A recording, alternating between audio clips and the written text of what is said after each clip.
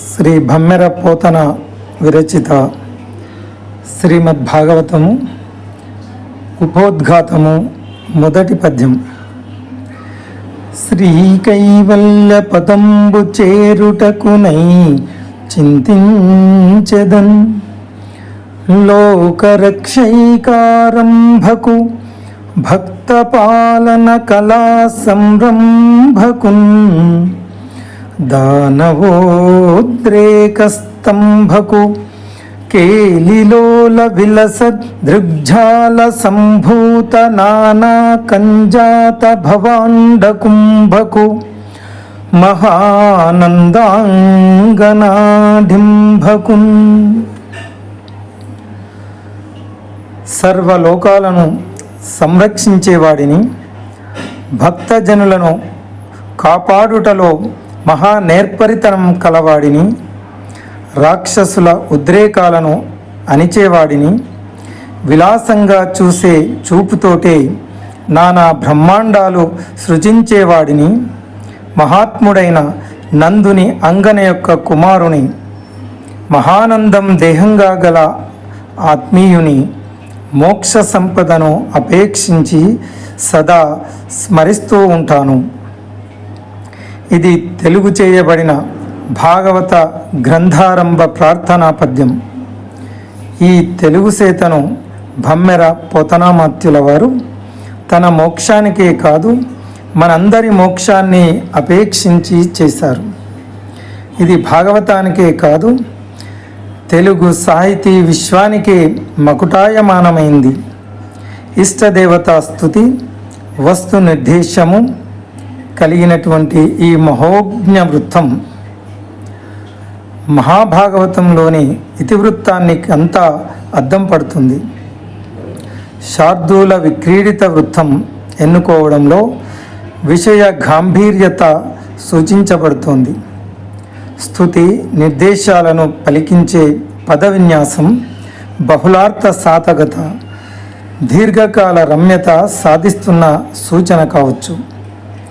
శ్రీకైవల్య పతంబు చేరుటకునై చింతించెదన్ లోకరక్షైకారంభకున్ భక్త పాలన కళా సంరంభకున్ దానవోద్రేక స్తంభకున్ కేలిలోల విలస దృగ్జాల సంభూత నానా కంజాత భవాండకుంభకున్ మహానందాంగనాఢింభకున్ అనే అద్భుత ప్రయుక్తాలు ఈ పద్యంలో 6 ఉన్నాయి. భగవంతుని ప్రధాన గుణాలైన సర్వేశ్వరత్వం, ధర్మ సంస్థాపకత్వం, శిష్టరక్షణ పరాయణత్వం, దుష్ట శిక్షణ చనత్వం, విశ్వకర్తృత్వం, ఆనందమయత్వాలు అనే 6ంటికి ఇవి ప్రతీకలు. శ్రీకైవల్య పథంబు చేరుటకునై చింతించెదన్ అనడంలో మోక్షం కోసం ఉత్కంఠితుడైన పరీక్షిత్తు వృత్తాంతంతో పాటు మొత్తం భాగవతమే ధ్వనిస్తున్నది. అలాగే ప్రథమ స్కందంలోని నారదుడు, భీష్ముడు, కుంతీదేవి మొదలైన వారి కథలు, తృతీయ స్కందంలోని దేవహూతి వృత్తాంతము, చతుర్థ స్కందంలోని ధ్రువ చరిత్ర స్ఫురిస్తూ భగవంతుని సర్వేశ్వరత్వాన్ని నిరూపిస్తున్నాయి. ఎందుకంటే కైవల్యాన్ని అనుగ్రహించే అధికారం సర్వేశ్వరునికి మాత్రమే ఉంటుంది. లోకరక్షైకారంభకున్ అనడంలో హిరణ్యాక్ష, హిరణ్యకశిపు, కంస, కాలయవనుల మొదలైన తృతీయ, సప్తమ, దశమ స్కందాలలో తెలియజేసిన విధంగా సంహరించి వారి అత్యాచారాల వల్ల అస్తవ్యస్తమైన లోకాన్ని ఉద్ధరించిన భగవంతుని ధర్మ సంస్థాపించబడింది. ఇందులో భక్త పాలన కళా సంరంభకున్ అనడంలో భక్తులను పాలించడం భగవంతుని కళ. ఎప్పుడెప్పుడు ఆర్తులను ఆదుకుందామా అని అనుక్షణం తహతహలాడుతుంటాడు స్వామి అనే సూచన ఇది తెలియజేస్తుంది. అలాగే గజేంద్రుణ్ణి కాపాడడానికి మహావిష్ణువు వైకుంఠం నుంచి పరిగెత్తుకు వచ్చిన వృత్తాంతం 8వ స్కందం ఇందులో స్ఫురిస్తూ భగవంతుని శిష్టరక్షణ పరాయణత్వాన్ని చాటుతుంది. దానవోద్రేక స్తంభకున్ అనడంతో అష్టమ స్కందంలోని వామనావతారం వ్యంజకమైంది. తర్వాతి మన్వంతరంలో ఇంద్రుడు కావలసిన బలి వరబలంతో ముందుగానే స్వర్గాన్ని ఆక్రమించి ఇంద్రపదం కాంక్షించాడు. దుష్ట శిక్షణ చేయడానికి స్వామి వామనుడై ఆ దానవేంద్రుని ఉద్రేకానికి పగ్గాలు పట్టి స్తంభింపజేయడం ఇందులో ధ్వనిస్తుంది. కేలిలోల విలస దృగ్జాల నానా కంజాత భవాండ కుంభకున్ అనడం భగవంతుని విశ్వకర్తృత్వాన్ని వెల్లడించే సూర్యవంశ చంద్రవంశాల చరిత్ర నవమ స్కందంలో తెలియజేసింది ఇక్కడ స్ఫురిస్తుంది.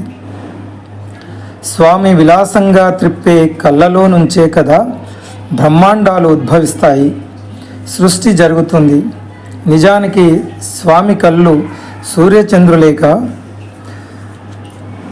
ఇంకా శ్రీహరే ప్రధానకర్తని ద్వితీయ స్కందం నిరూపిస్తుంది. మహానందాంగన డింబకున్ అనడం కృష్ణలీల సర్వస్వమైన దశమ స్కందానికి, ఆ నందాంగనకు ఆనందానికి మహా ఆనందమే దేహంగా కల స్వరూపిక ఇది ప్రతీకగా నిలుస్తుంది. ఇలా